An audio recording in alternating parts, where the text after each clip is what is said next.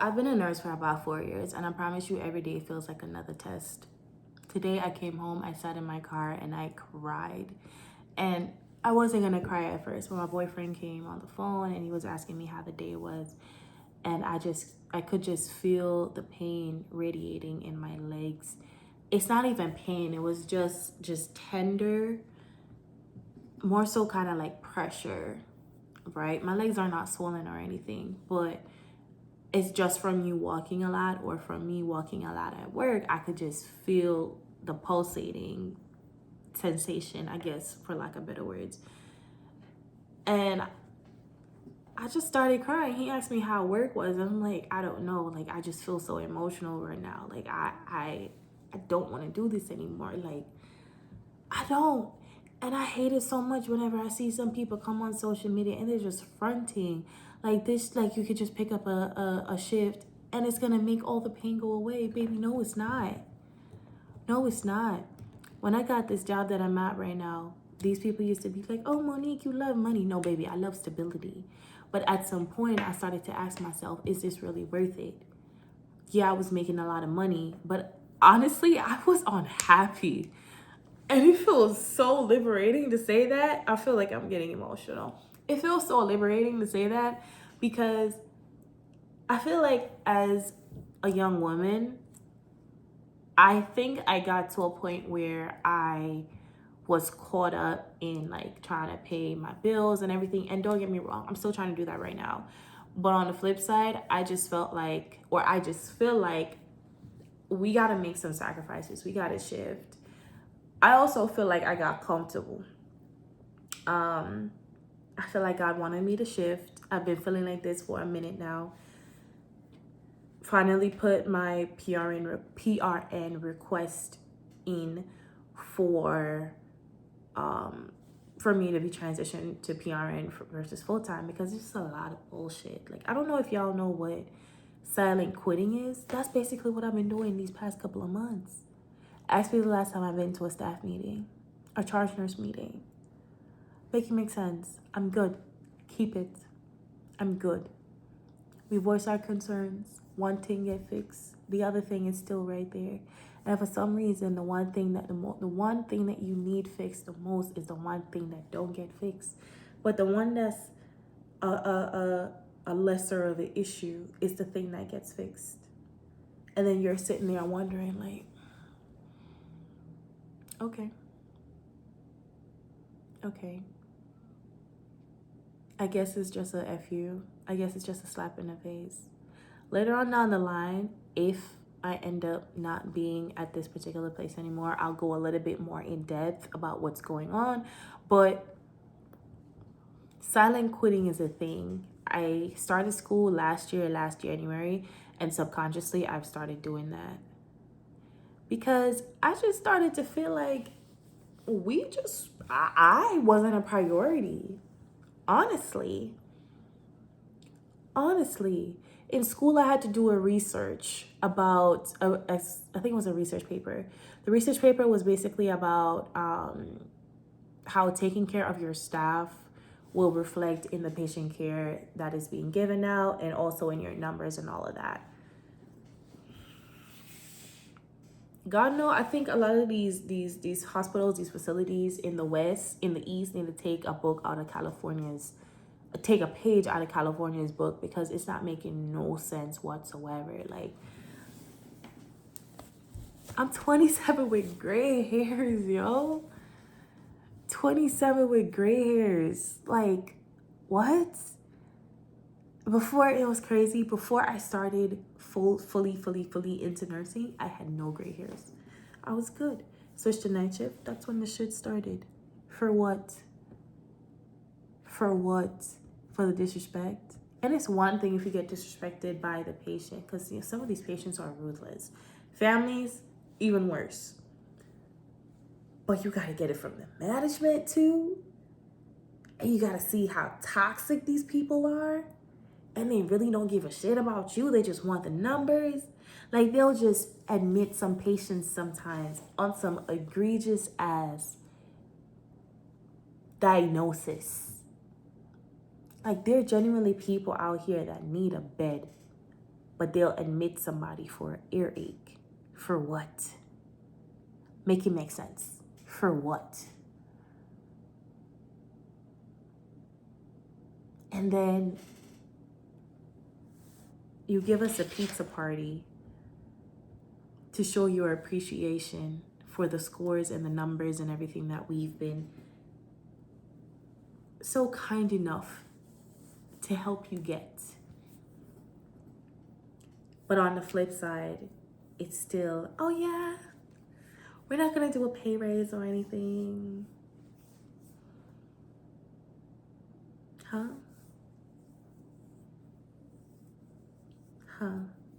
Inflation going up, everything going up and everything, but y'all still sitting there comfortable. Real comfortable. There are days you go into work, correction, there are days I go into work sometimes and I'm like, yo,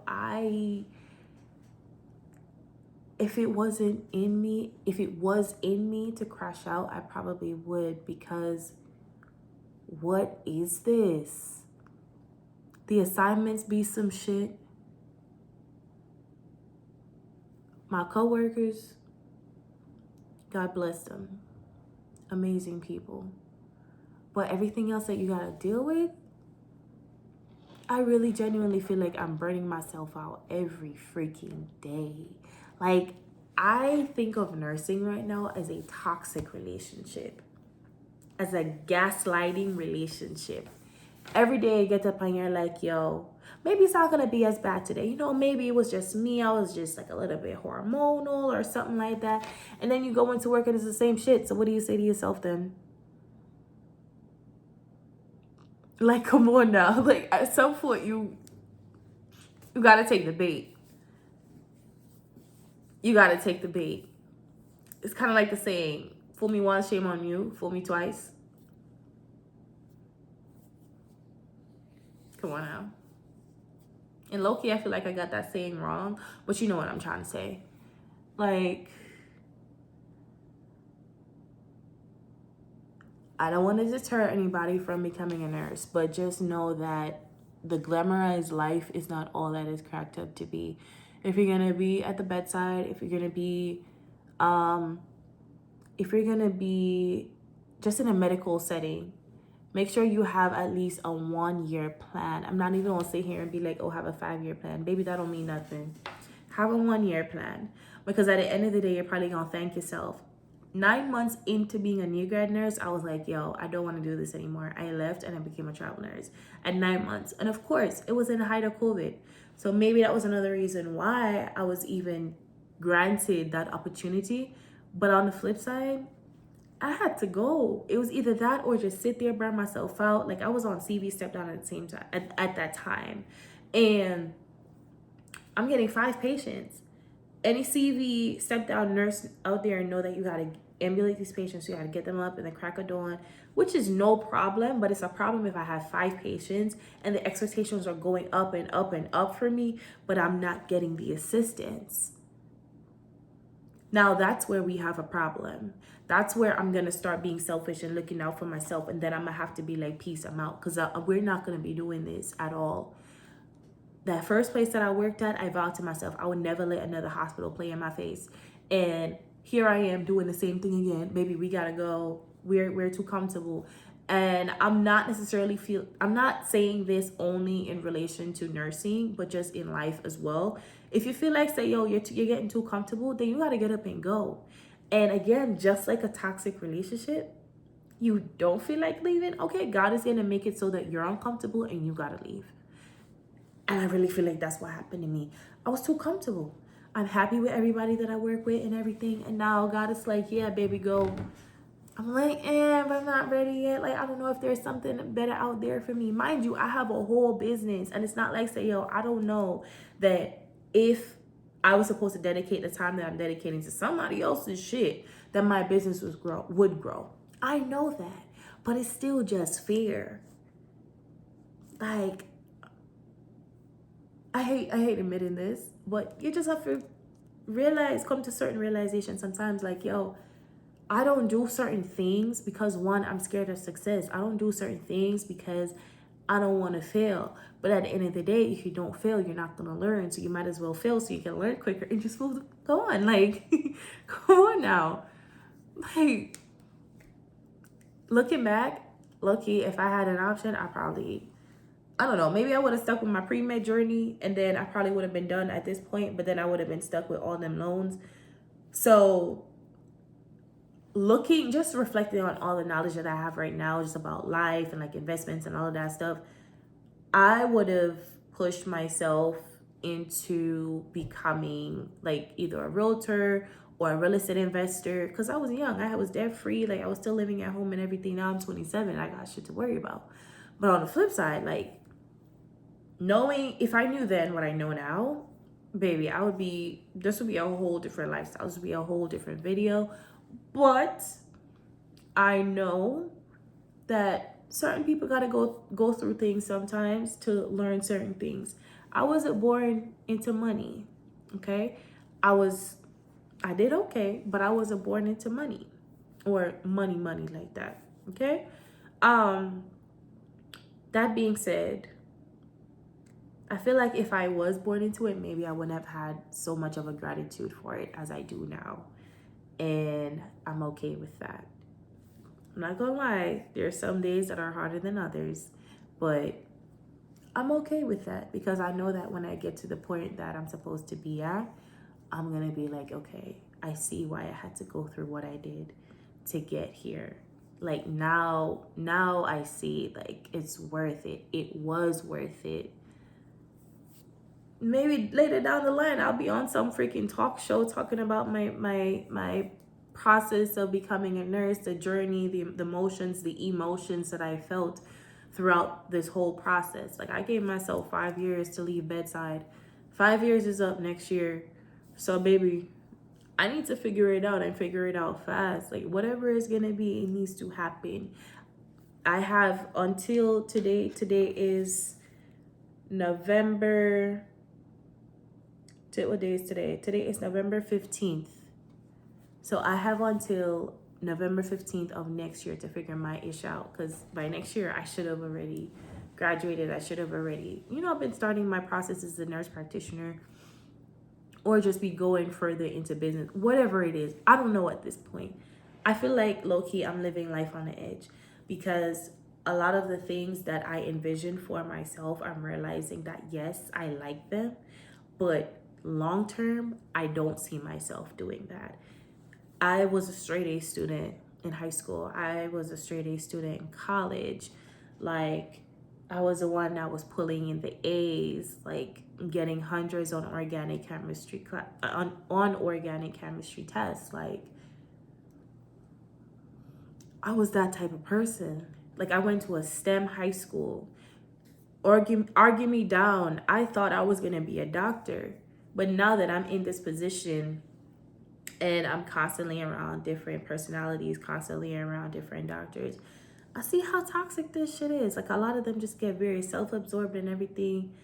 And I never want to be like that. Like, I never want to be unjustifiably rude to a person for no reason.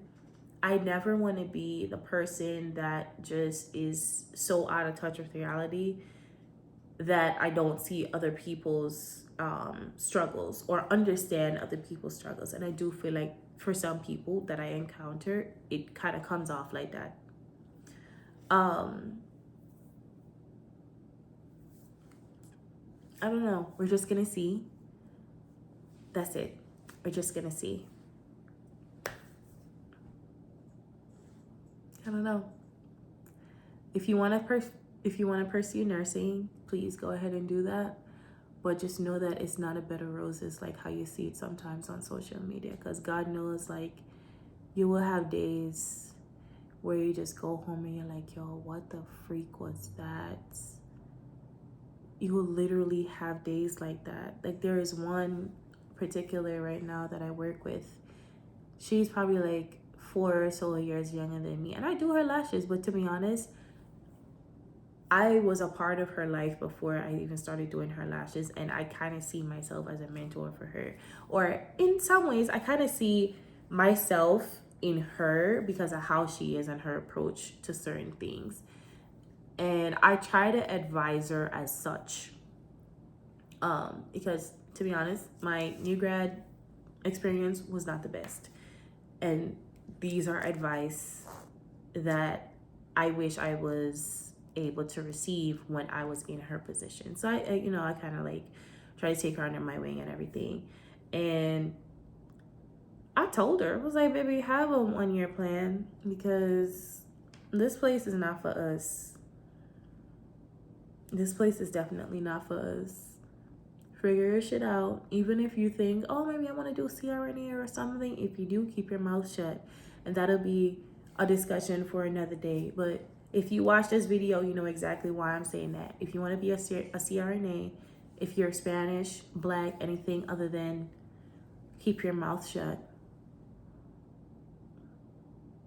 Definitely. Because you will regret it. Because somebody's going to be like, oh, I don't like her, let's get her out.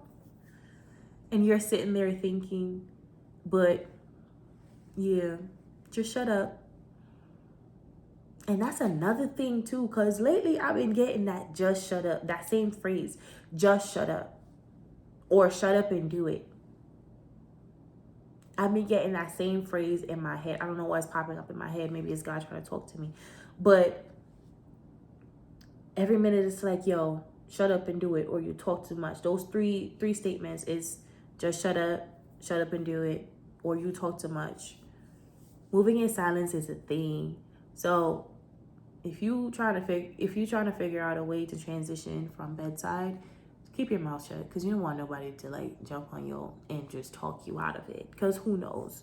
They may not see the vision that you do. God gave you the vision, not them. So baby, just shut up. And while I'm talking, I'm really talking to myself at the end of the day, because I got to remind myself that, yo, you are meant for so much more than to just sit here and work somebody else's job and help somebody else make $1 million. Like, make it make sense. What makes you think that I don't want to make $1 million too? But I want to be catching gray hairs at 27, 24, 25. Or I want to be stressing myself out about a patient, but on the flip side, you really don't give a shit enough to do something about the patient's issues. Baby, I'm going to protect my peace. And until I figure out how to protect my peace, especially when it comes to this career choice of mine, y'all gonna see my face. It's gonna be a transition. It gotta be a shift. Because, again, just like I said, it's like a toxic relationship. You don't want to move. You keep asking God, if it's not for me, please just let me know. Give me a little sign or something. And then at the end of the day, you're just sitting there like, oh, yeah, but maybe that wasn't a sign. Maybe it was just a little test. Baby, get up. It's not worth it.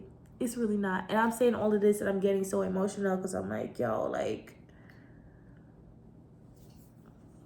it's not worth it, yo. It's really not. Like, I gotta ask myself, like, all this money that I'm making, I bought the house, I got the car, but I'm so fucking, like, I'm so unhappy. Not that I'm unhappy, but I'm unhappy. And I don't even know if that makes sense. I really don't. What I mean is that I'm not unhappy, I'm not depressed, but I just feel stuck. That's what it is. I just feel stuck. I just feel like it's a FU every time, especially from, I just feel stuck. I feel like I'm in a place where I want to be able to give myself those opportunities. And I have been giving myself those opportunities. So now if shit was on 2x, now it got to be on 1,000,000x. Because if I'm thinking of making the moves that I want to make, that I got to start putting certain things into perspective. Because we all know that it's mad easy to pick up a shift to make the money that you want to do something. But at the end of the day, it's not sustainable. Your body is not a machine. It's not. I heard a story the other day about somebody that's just a young Black CEO. I think it was a guy. And very ambitious and everything, but he passed because he was stressing himself out about his business and everything. Like, there was a story the other day about this lady that passed in her cubicle. She didn't do anything. Like, I think from the time she clocked in, they found her body 4 days afterwards. 4 days. Okay. Okay. Uh, yeah. Go do what you gotta do. Remember, you're expendable. When it comes to a job, you are very expendable. They'll replace you. Go do what you gotta do. Get your shit together. And again, I'm talking to myself while I'm talking to y'all. Get your shit together, because you can sit here and you can cry about shit and you can complain. At the end of the day, you can be like, oh, I don't like this, I don't like that. But it's not gonna mean nothing because you're just sitting in it. So you might as well just get up, try to figure it out, and just go from there. Like, you're never gonna know what you don't know until you try to figure out what you don't know so you can know it. Right? Like, ignorance is bliss. If you don't know, you don't know.